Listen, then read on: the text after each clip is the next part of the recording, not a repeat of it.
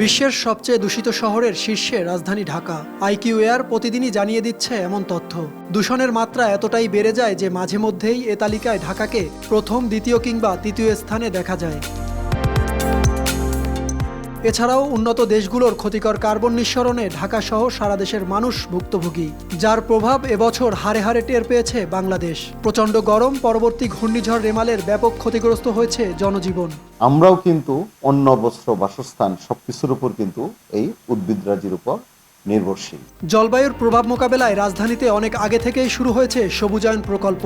শহরের সড়ক বিভাজনে ও বিভিন্ন পয়েন্টে লাগানো হয়েছে নানান জাতের গাছ। উদ্দেশ্য ঢাকার বাতাসের অতিরিক্ত কার্বন শুষে নেওয়া ও তাপমাত্রাকে সহনীয় রাখা। সঙ্গে সবুজায়নের সৌন্দর্য বর্ধন তো রয়েছেই, তবে সড়ক বিভাজন অথবা পার্ক ও উদ্যানগুলিতে যে গাছ রয়েছে তার বেশিরভাগই বিদেশি প্রজাতির। কিছু এলাকায় আবার দেখা গিয়েছে বামন গাছ, বনসাই। বিশেষজ্ঞরা বলছেন এসব বিদেশি প্রজাতির গাছ বাংলাদেশের আবহাওয়ার জন্য একেবারেই উপযোগী নয়। যেসব গাছ রয়েছে তার বেশিরভাগই আগ্রাসী প্রজাতির। বিশেষ করে ইউক্লিপটাস ও আকাশমণি গাছ যে স্থানে থাকে তার আশপাশে অন্য গাছ বড় হয় না। আকাশমণি গাছ অতি দ্রুত বংশবিস্তার করে এবং ছড়িয়ে পড়ে। এছাড়াও এই গাছের রেণু বাতাসে উড়ে অ্যালার্জিজনিত রোগের ঝুঁকি বাড়ায়।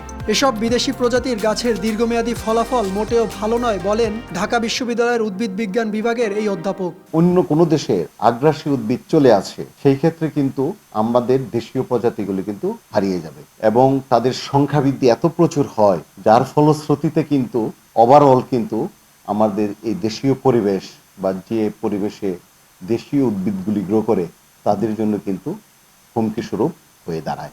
ইউক্লিপটাসের ব্যাপারে রয়েছে আরও ভয়াবহ তথ্য।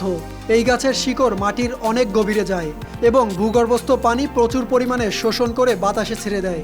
যে স্থানে এই গাছ থাকে সেই স্থানের মাটির নিউট্রিশন এত বেশি শোষণ করে যে আশপাশের তৃণ ঘাস পর্যন্ত জন্মাতে পারে না। ফলে যেমন ভূগর্ভস্থ পানি অতি দ্রুত কমে যায়, তেমনি দেশি গাছ বিলীন হওয়ার আশঙ্কাও রয়েছে। ইউক্যালিপটাস, আকাশমণি, তারপর গুল্ম জাতীয় যে ছোট ছোট গাছগুলি যেমন পার্থেনিয়াম, তাদের যে মেসিভ গ্রোথ হয় এবং তাদের যে পরিবেশ থেকে যে পরিমাণ পানি এবং অন্যান্য নিউট্রিয়েন্টসগুলি তারা নেয়, আর বিদেশি গাছগুলি আসার পরে দেখা যায় যে তারা এখানে শুধুমাত্র এই গাছগুলি তাদের জায়গাগুলি দখল করে নেয়, আমাদের অন্যান্য গাছগুলি তারা টিকতে পারে না। অন্যান্য উদ্ভিদরাজি কিন্তু সহজে গ্রো করতে পারবে না। এটা হলো সবচেয়ে বড় জিনিস। ঢাকার মাটিতে দেশি প্রজাতির যেসব গাছ ভালো জন্মায় সেগুলো রোপণ করতে বলছেন উদ্ভিদ বিশেষজ্ঞরা।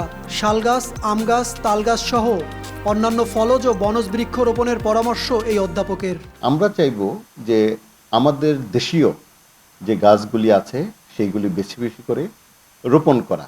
বনজ বৃক্ষ যেগুলি আছে, ঢাকা শহরের জন্য আমরা বিশেষ করে শাল, কাঁঠাল গাছ, মাটির জন্য এই গাছগুলি কিন্তু ভালো। ঠিক সেই রকমভাবে বিশেষ করে বিভিন্ন বনজ বৃক্ষ যেগুলি আছে, যেমন আপনার গর্জন, তেলসুর, চাপালিশ, করই ইত্যাদি বিভিন্ন ধরনের বৃক্ষ কিন্তু আমরা আশেপাশে এলাকায় কিন্তু আমরা বপন করতে পারি। বিশেষজ্ঞদের মতে দেশের জন্য বিদেশি গাছের দীর্ঘমেয়াদী প্রভাব মোটেও ভালো নয়। পরিবেশের সাথে খাপ খাওয়াতে গাছের থাকে নানান বৈশিষ্ট্য।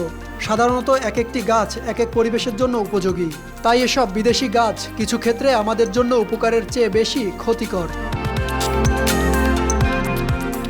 সাকিব হাওলাদার, RTV।